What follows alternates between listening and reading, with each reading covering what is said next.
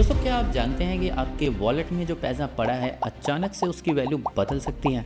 अरे बाबा, मैं मैजिक की बात नहीं कर रहा। मैं बात कर रहा हूँ आरबीआई की लेटेस्ट मॉनिटरी पॉलिसी की। जी हाँ, वही पॉलिसी जो डिसाइड करती है कि आपकी सेविंग्स और लोन्स का फ्यूचर क्या होगा। तो अगर आप भी जानना चाहते हैं कि आरबीआई ने इस बार क्या डिसाइड किया है आपके लिए, तो बने रहे मेरे साथ to understand and decode RBI monetary policy. नमस्कार दोस्तों, मेरा नाम है रोहित और स्वागत है आपका मार्केट विदार्ट्स पे। तो पहले बात करते हैं कि आरबीआई की मॉनिटरी पॉलिसी होती क्या है।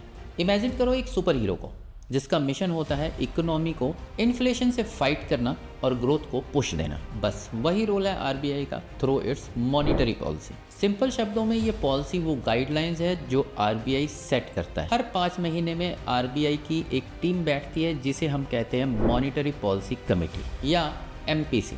ये टीम डिसाइड करती है कि मार्केट में कितना पैसा होना चाहिए और भी बहुत सारी चीज़ें जो आपके और मेरे जैसे आम आदमी की जेब पे असर डालती हैं। अब आप सोच रहे होंगे कि अरे भाई, मेरी जेब में तो पहले से ही पैसे नहीं है, आरबीआई मेरे लिए क्या कर सकती है। चाहे आपने लोन ले रखा हो या सेविंग कर रहे हो, आरबीआई की पॉलिसी का असर पड़ता है आपके इंटरेस्ट रेट जो आपको बैंक देती है या आपसे लेती है। तो बेसिकली ये पॉलिसी आम आदमी के लिए काफ़ी मायने रखती है। तो दोस्तों, आरबीआई ने एक बार फिर से हम सबको सरप्राइज कर दिया है। जी हाँ, आरबीआई ने एक बार फिर फैसला किया है कि इंटरेस्ट रेट को वहीं रहने दें, मतलब 6.5% पर स्टेबल। अब आप पूछेंगे कि ये स्टेबल रहने का क्या मतलब है। देखिए, इंटरेस्ट रेट वो दर होती है जिस पर आरबीआई बैंक्स को पैसा उधार देती है। अगर ये रेट कम होता है तो बैंक आपको और मुझे सस्ते दरों पर लोन दे सकता है, और अगर ये ज़्यादा होता है तो समझो लोन लेना महंगा पड़ सकता है। तो इस बार आरबीआई ने सोचा कि सब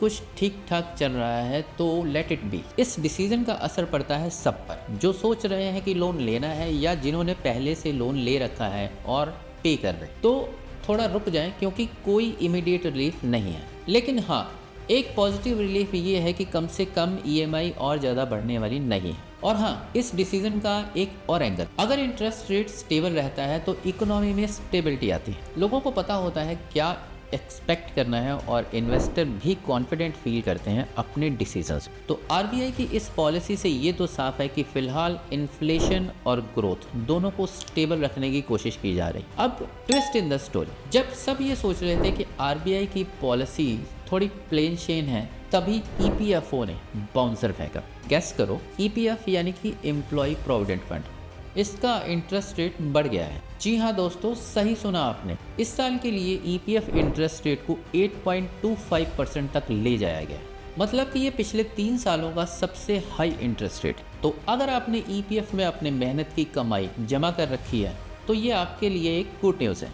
ज़्यादा इंटरेस्ट रेट का मतलब है ज़्यादा सेविंग और आपके रिटायरमेंट का पैसा भी बढ़ के मिलेगा। आखिर में हर कोई चाहता है कि उसके रिटायरमेंट की प्लानिंग सॉलिड हो। लेकिन रुको, ये इंक्रीज हुआ कैसे? ईपीएफओ ने ये डिसीजन लिया कीपिंग इन माइंड कि उनके मेंबर्स को बेटर रिटर्न्स प्रोवाइड किया जाए, स्पेशली मार्केट में जब दूसरे इन्वेस्टमेंट ऑप्शंस भी हैं जो उनको बेटर रिटर्न्स ऑफर करते हैं। तो इस मूव से ईपीएफ एक अट्रैक्टिव ऑप्शन बन गया फॉर लॉन्ग टर्म सेविंग्स। इसका मतलब ये भी है कि गवर्नमेंट अपने एम्प्लॉयज़ और उनके सेविंग्स का केयर करते हुए पॉजिटिव स्टेप्स ले रही है, और ये भी दिखाता है कि इकोनॉमी में स्टेबिलिटी और ग्रोथ दोनों है, जिससे ऐसे डिसीजन पॉसिबल होते हैं। तो अगर अभी तक आप ईपीएफ के बारे में सीरियस नहीं थे तो शायद ये एक अच्छा टाइम है रिकंसिडर करने का। तो दोस्तों, अब आपको ये सारे इंसाइट्स मिल चुके हैं, तो मैं ये उम्मीद करता हूँ कि आप अपने फाइनेंसेस को लेकर थोड़ा और कॉन्फिडेंट फील कर रहे होंगे। इसी बात पर इस वीडियो को एक लाइक तो बनता है, और अगर आप ऐसे ही इंसाइटफुल वीडियोस को देखने में इंटरेस्टेड हैं तो आप